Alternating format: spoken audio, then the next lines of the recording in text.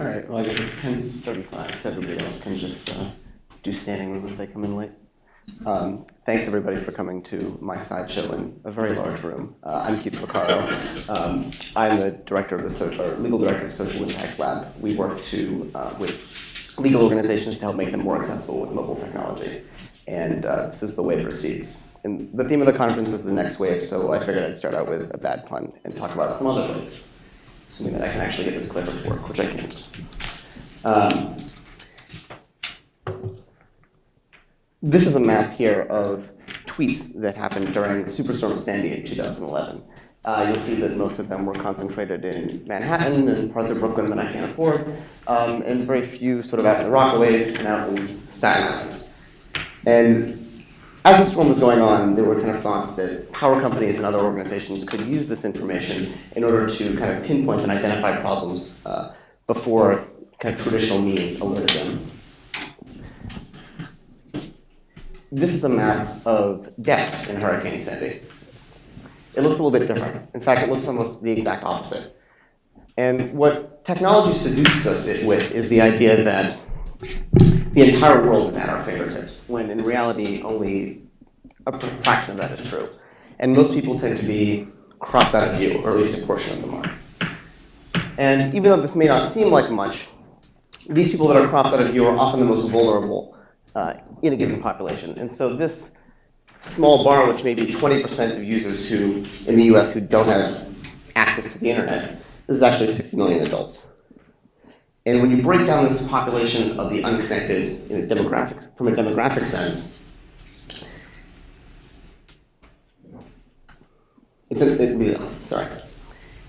from a demographic sense, these people tend to be made up of the most vulnerable populations, both minorities, the elderly, and the poor. And these populations in particular are ones that have acute needs for legal services. And the poor in particular is an interesting example. Legal aid in this country is mostly funded by Legal Services Corporation, and in order to be eligible for legal aid, you need to be at least at 125% of the poverty line or below. And for a family of four, that's about a hair below $30,000. And so what this means for this population is that about 60% of them use the internet. So when Legal Services Corporation, say, puts up a legal aid tool that allows you to find legal aid by entering your zip code on an online form, at best, they're going to reach 60% of the population that they're targeting. So the first takeaway then is that technology is only as effective as the platform that it's built upon. And whether or not that's the internet, or whether or not that's Twitter or Facebook or something else, the percentage of the population that you're trying to reach is essentially going to be only the people that are actually using the platform. And it's not just about access to the platform, it's also about habit, and it's about continued use. And the same sort of goes that somebody can just go to the library and access the internet, and it'll be kind of just like riding a bike. And that may be true once you've started to use technology, but for people who don't use the internet and who haven't started to use the internet yet, it may be a little bit like trying to learn how to ride a bike, and that it's going to be a little bit painful. And so expecting users, particularly in the context of legal services, to acquire additional habits is only going to add more pain to the already difficult situation they find themselves in. So if we say that high technology doesn't necessarily mean high access, then my old law professor who used to send me outlines in WordPerfect is feeling very smug right now. But legal systems have access problems too, ranging from the simple fact that lawyers are expensive, to legal language is confusing, to legal procedures are daunting. This one's not actually a joke. This is a flowchart of how to get a green card in the United States. And it might be useful for some people, but I think for somebody who doesn't speak English, this might just tell them they really need a lawyer badly. And so what happens is because legal procedures are inaccessible and legal systems are inaccessible, it pushes people toward legal aid organizations that are, by and large, unable to meet the demand. LSC estimates that 50% of eligible individuals are turned away from the organizations that they grant, and leaving around 80% of low-income individuals whose civil legal needs are unmet, to say nothing of criminal legal needs. By and large, then, this becomes sort of a lack of resource problem, or resources problem. With limited administrative resources for legal aid organizations, they deliberately slow intake processes by doing things like hiding their phone number or requiring people to visit in person. On the other side, what that ends up doing is driving people who still need legal help into kind of other avenues. And in many cases, that ends up being pro se offices. So in some states, particularly in Massachusetts, 70% of litigants in housing court are pro se, 80% in probate court. In consumer debt courts in New York City, it's 99%. And pro se offices, by and large, also aren't equipped to handle this, and particularly in state courts, which continue to get constraints on their budget. So if we've got these legal resource problems, technology can actually help with this. And the type of technology that can help with it is in being a digitizing step. So what becomes difficult when you're dealing with low-income and low-connectivity individuals is the repetition of manual processes, something like answering 95 voicemails and then writing them all down, or filling out paper forms and then typing them into a computer. And so these additional administrative steps kind of add lead time to a legal process and to a legal aid system. And so finding technology as a digitizing step can have a transformative impact, but the trick is to find the right vector for this digitization. And so here we've got SMS. And so the organization that I work with was spun out of a company that designs a software called Frontline SMS, which helps organizations professionally manage text messages, sending and receiving, and dealing with them in something that looks sort of like an inbox. The advantage of SMS is that, unlike the internet, and unlike Facebook, and unlike Twitter, almost everybody has a mobile phone. And almost everybody who has a mobile phone is capable of using SMS, because that capability is already built in. And the simplicity of SMS allows people to quickly pick up that new habit that may be required in order to interact with the system, in order to interact and gain a legal service. So in this sense, I'm not advocating for SMS as a complete replacement for a legal aid system. That would seem silly. But rather, it's the kind of, mobile can be the connective tissue between individuals who don't have access to the internet and more sophisticated technology systems that legal aid providers continue to run and continue to advance. And so the interface then for dealing with text messages would then look like something like this. And so not only can you deal and communicate with clients as though you were writing an email, but you can do it over text message. The system can also recognize message content and automatically route it to the right place. So it can set up auto replies, it can add a contact to a particular group or a subscription, or it can pass this information on to a more sophisticated web service. And so you may not even ever look at this interface if you run a legal aid organization.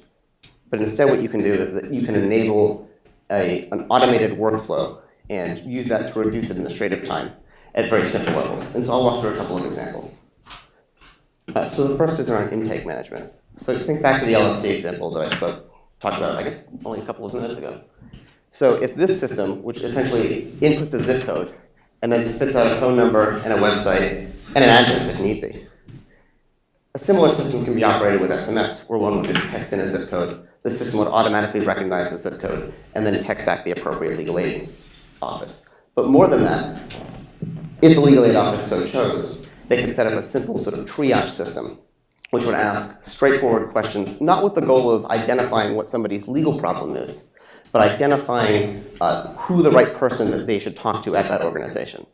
And so what you're doing with the intake management is that you're solving that initial routing problem that courts and legal aid systems struggle with because they have limited administrative resources.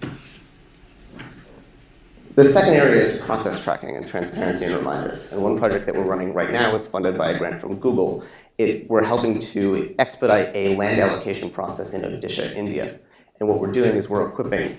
This process is being run by community-level workers and government officials to do a household survey in rural villages in Odisha in order to identify who has no land and who has kind of no homestead, and then giving them parcels of land and then giving them formal title to land. And nobody at kind of any point in this process, except up to the very high district level, has access to computers or has access to the internet. And so normally when a problem is identified, you've got about a month lag time before somebody gets to it in a meeting, and then another month before the problem is solved.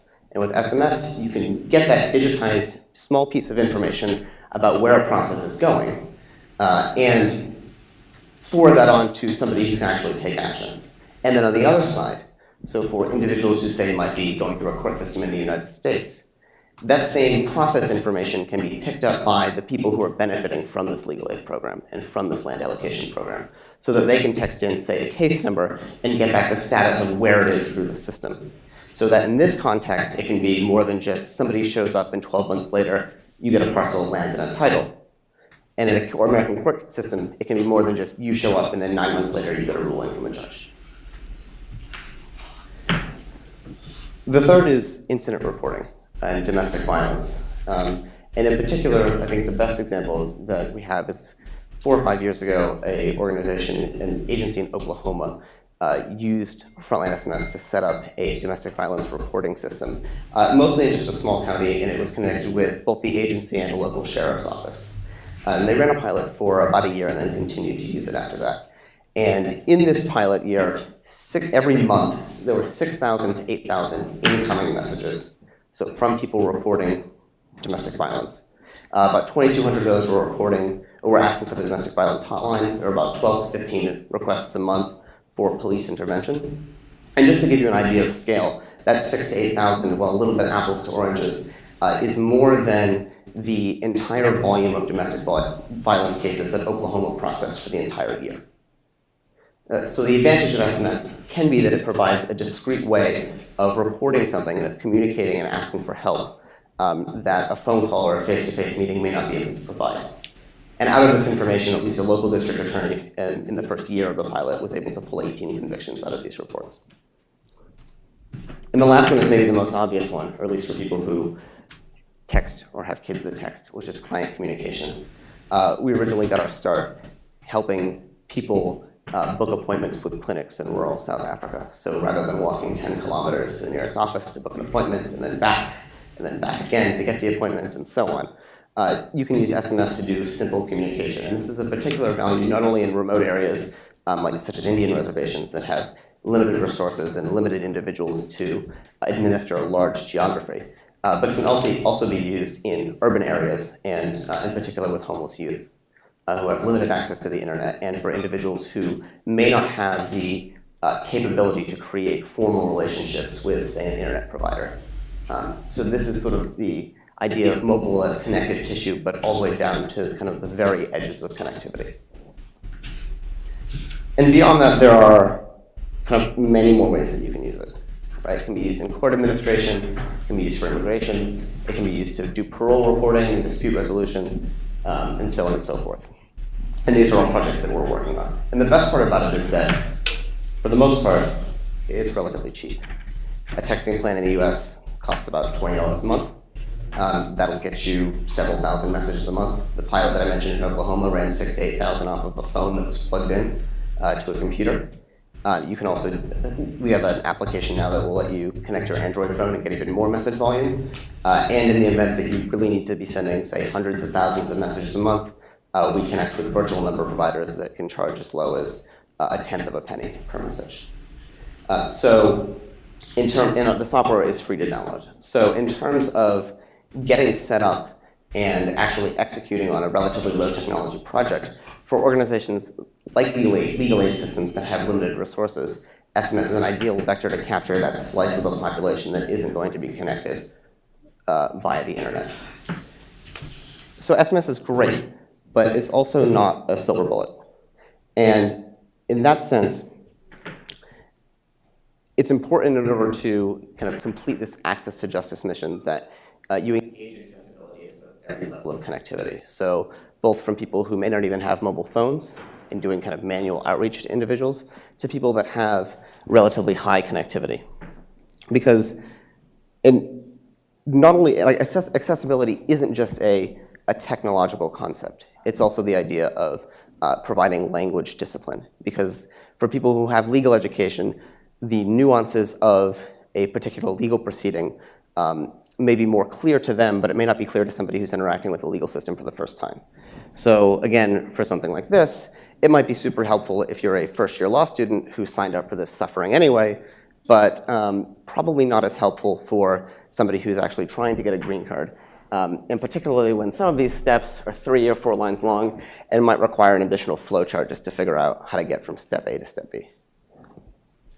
And so what we're doing here is we're not obviating the need for legal help, but rather what we're trying to do is accommodate for the reality that legal help and legal assistance isn't there from day 0. And so what technology can do is it can essentially provide routing. And so provide a common technology agnostic interface that will allow an individual to have a legal problem or to identify that they have a legal problem and then be routed to the correct provider. Because just as individuals who aren't part of the legal system or who don't have a legal education don't necessarily recognize the nuance within the law itself, they also may not recognize the nuance of kind of legal organizations. And so there's the risk of viewing a legal system as sort of a monolithic system.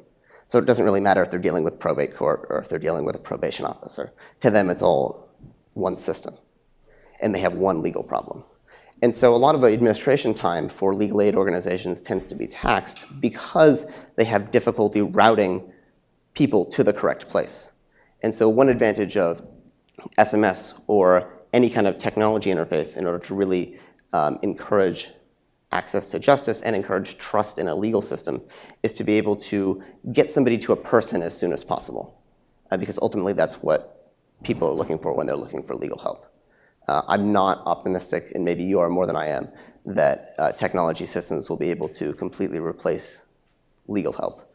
But what it can do is help get people to the right place. And the last point that I want to leave with is that the future will continue to arrive unevenly. Waiting for clients to catch up with technology is going to be essentially a fool's errand, because there are always going to be clients that are left behind, and there are always going to be clients that are of kind of more sophisticated technology. Your kids are always going to have better smartphones than you are. So what legal aid organizations and what the legal system has an obligation to do in order to provide access to justice is to pursue a multi-platform approach, kind of with the acknowledgement that every client is not going to be able to engage with the system on every platform. And so SMS may be only able to kind of capture a slice, and it may end up being yesterday's technology. But by embracing it and by integrating it into digital systems, then you can help try and build a system that's a little bit more accessible, a little bit more transparent, and a little bit more comprehensible. So that's all I've got. Questions from anyone? Yes? I'm just having some trouble understanding how the clients would know where to text or where to send their messages. Sure. So it's partially an outreach effort. So for a local organization, like one of the organizations that we're working with is Bay Legal. And so part of our, what we do is kind of help do manual outreach, which essentially is, informing people about the number. And it also tends to be a thing where if people are aware that this is an avenue, that information will spread quicker than you think, which is something that I was a little bit surprised to learn. But in speaking with legal aid organizations, especially in urban areas like in Los Angeles, they tell me that they have to keep their phone number a secret, and that when it gets out, they're just flooded with calls. So it's part of it is kind of understanding that somebody's going to be trying this for the first time, and it's going to be a little bit experimental, which is why it's really important that you get somebody to a person and prove its efficiency first. But once you've done that and you've proven it as something that's valuable, then you tend to be able to, the outreach will sort of carry itself, I think, from there, depending on the community you're reaching. Yeah. Do you have a model for, I can see the urban being a little easier, but for saturating the rural area? For outreach or? How would you do that? Yeah, so it can be a combination of pamphlets. What we tend to do, especially in very rural areas, and a lot of our experience is sort of in developing countries as well, is to follow the contours of the community. So if there are community centers like churches or schools or places that people frequently go, exactly, public libraries, and also kind of social service agencies, because you're trying to capture sort of vulnerable population, so it's important to sort of match that where you can. And in the US, it's a little bit more difficult because only a small subset of people actually are going to qualify and need this type of help. That's just the problem, it seems to me, in my state. We have one number you can call to see if you qualify.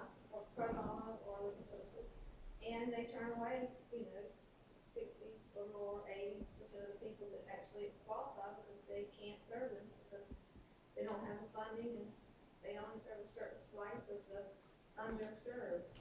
Right. So getting to legal aid would not help, you know? Sure. Well, I think that there's kind of two pieces to that, or I'm hoping. One of them is that, through reducing kind of the administrative time that's required for each case, what we tend to find is that increases a little bit, not necessarily a lot, but it increases a little bit what somebody's capacity is to actually take on clients. And the other part is that there's this, on the one hand, there's the LSC-funded network, and then on the other hand, there's kind of another network of legal aid organizations that aren't LSC funded, but that maybe provide help in particular specialized areas. But finding those for clients, even ones that are assisted by, say, a social service agency, is a challenge. But that, I think would work in a state like mine, I'm from South Carolina. Okay. If you're trying to get help for battered women or things like that, that they don't know, or they need to text. Right. They may not know how to get there, but if you tell them that, they have a phone, they can possibly get connected. Right. And so it's Not turned away as much. exactly. And so it's a question of kind of how many organizations can you get on board to make sort of a unified interface for something like this? Because domestic violence may be an obvious case, but somebody who is looking for a domestic violence helpline might first call a legal aid office, right? And it's a question of, are they going to be routed somewhere properly, or are they going to just be turned away? And it might likely just be the latter. Question in the back? Or? Sure. What was that interface, the SMS and the computer interface? I didn't forget. Sure. It's called. I'll go back to it so I can show you. So it's called Frontline SMS, and it exists right now in 3 forms. So originally it existed as a desktop application that you could freely download, and you wouldn't need internet to use it. You would just plug in a USB card with a USB modem with a SIM card in it. And so then what that happens is that text messages would then show up in this as though they were emails, and you can respond to them and create new messages.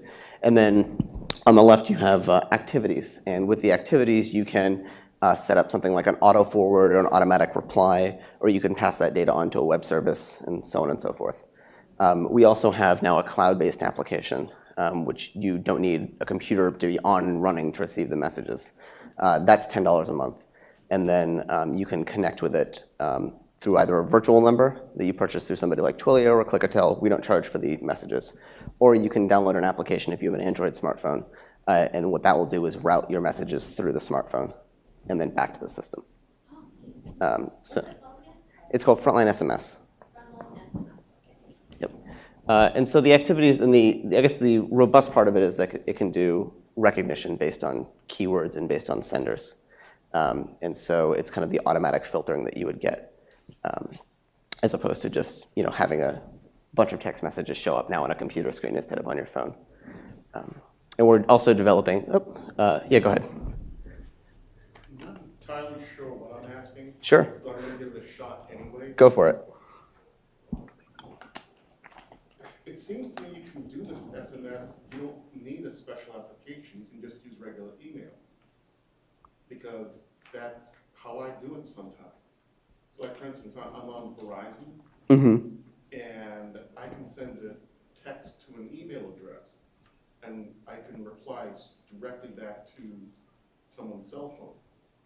I could put your phone number at, vtext whatever, bam, goes straight to a phone, back and forth. Sure. So for simple client communication and for making it convenient for you as for email, then yes, you can just do that. The advantage of this type of system or an SMS system is the ability to take that information that comes in and then do something else with it. So if I'm texting in, crisis, then that information is, routed to the sheriff's department that then asks me 3 more questions about the help that I need. And those are all automated questions. Or if I'm texting in a zip code, as somebody who just has access to the SMS. This just helps automate it. So this automates a lot of that work. And so it's automation and it's sorting as well. So with these kind of automated steps, you can mimic, say, a court proceeding. And you can set up automated SMS reminders for somebody who's in a particular court proceeding with a case number and with an attorney. So they can communicate with the client directly, or the client can get SMS reminders and can get more kind of information about how their case is proceeding. So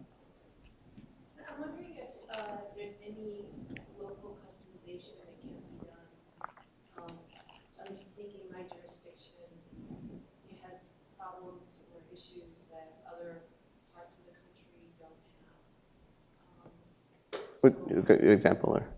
Well, I'm in Hawaii, Okay. so we have Native Hawaiian rights issues. Mm-hmm. And similar to what my colleague here from South Carolina was saying about people getting turned away because they don't know where to go to get their help. And a lot of times they come into my library. I work a lot of library in Hawaii, Mhm. it's only one, and we're it. So when they get turned away from legal aid or wherever they think they should be, they come to us for assistance. And usually we can be this, and that's right, we route them to the right agency. But I'm thinking if we employed something like this to streamline that intake, so there are specific offices that we can send our Native Hawaiians to for assistance with, if they have property issue, for example, or something specific to their group that isn't generic throughout the country, right? So Sure. there's special agencies that help people from a special group. Right, So right. I'm sort of wondering if No, absolutely. And this software is used kind of not only for legal organizations, but for kind of organizations of every stripe. You know, it's the same software that's used for election monitoring in Nigeria versus aid delivery in Pakistan.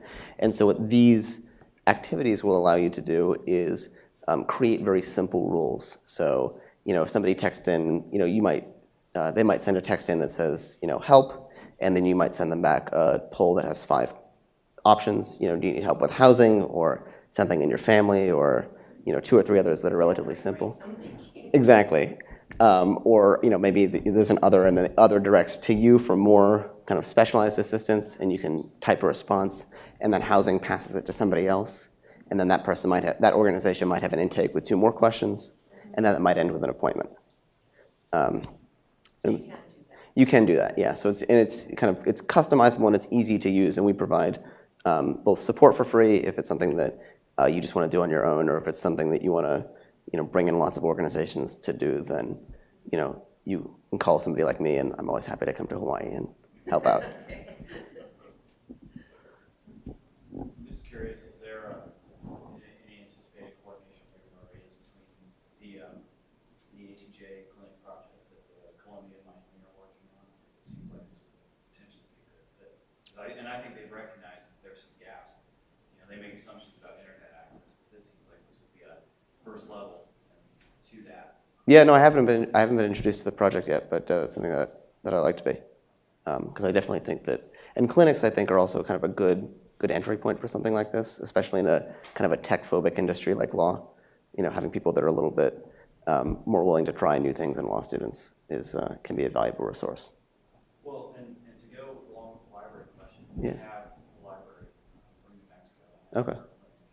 And so for maybe multiple user management, is it possible, desirable to have, say, somebody in the library, somebody in clinic who could manage this interface and coordinate, or is basically one person really should be in working this?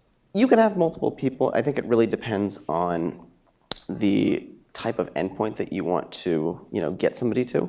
You know, so if the clinic is going to be the endpoint for somebody, and maybe they're routed through the library, then maybe you have 2 people, one so that the library can route them to somewhere else. You know, so there are, and then it also, I guess, depends on if there are different numbers that you want to communicate from. So if one number is the library and the other number is the clinic, and, you know, that separation can be valuable, especially if the clinic only provides a subset of services. You know, so then they can rely on, say, the library to find out information, and then the clinic to find out from something else. You know, but it's really kind of up to you. Okay, there's a little piece I'm sort of missing. All right. And I'm not sure this is really where you're going with this, but it's one of the reasons why I'm here in this section. It's what to do about a lot of people who are in that donut hole. People, the family of 4 that, okay, they make so little they can afford legal services, and there's the other end of the scale where people make so much money they can afford legal services, but what about that 80 to 90% of the middle that can't afford legal services? It's nice that we can route people to where they go, but what happens when there's nowhere for them to go? They can't afford it, and they make too much to get it for free. Sure.